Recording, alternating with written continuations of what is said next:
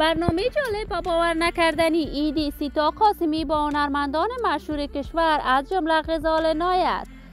سیتا قاسمی چی رابطه با غزال نایت داشته است؟ آیا با واقعیت سیتا قاسمی با غزال نایت درگیر شده است؟ آهنگ دوگانه سیتا قاسمی با میر مفتون و مهراج وفا. من در این ویدیو پیرامون حقایق همین ماجرا خواهم پرداخت، پس در ادامه با کانال دنیا اینفو باشید.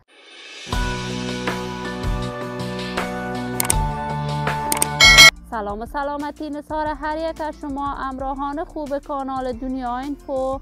من مروارید عزیزی هستم. برای حمایت از من علامت سابسکرایب را فشار دهید تا ویدیوهای دیگر کانال دنیا اینفو را از دست ندهید.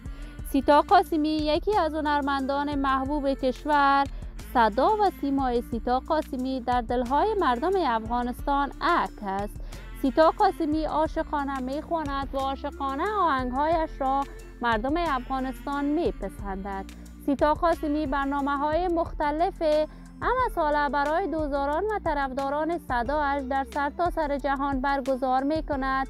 جدیداً سیتا قاسمی در کشور ازبکستان در برنامه ایدی اشتراک کرد و آهنگ‌های دوگانه فراوان با غزال نایت، میر مفتون و مهراج وفا سرود که مورد حمایت گسترده افغان‌ها قرار گرفت.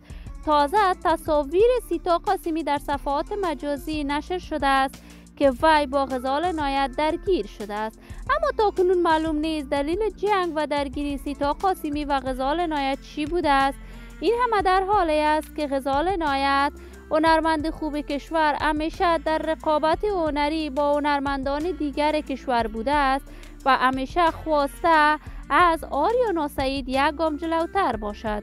سرودن آهنگ دوگانه سیتا قاسمی با مهراج وفا انتقادهایی را به همراه داشت، ولی ما آرزوی موفقیت، کامیابی و سعادت برای تمامی هنرمندان کشور خود از بارگاه عزت الله یزال تمنا داریم و در انتظار نشر تازه ترین آهنگ ها از این هنرمندان کشور خواهیم بود. دوستان نهایت ارجمند کانال دنیا اینفو، نظریات نیکتان را در بخش کامنت با من شریک بسازید. این ویدیو را با علاقه‌مندان و دوستان مهراج وفا، سیتا قاسمی و غزال نایت به اشتراک بگذارید. برای عضویت با این کانال علامت سابسکرایب را فشار دهید. تا درود دیگر همه شما خوبان را به الله منان سپرده موفق و کامیاب باشید.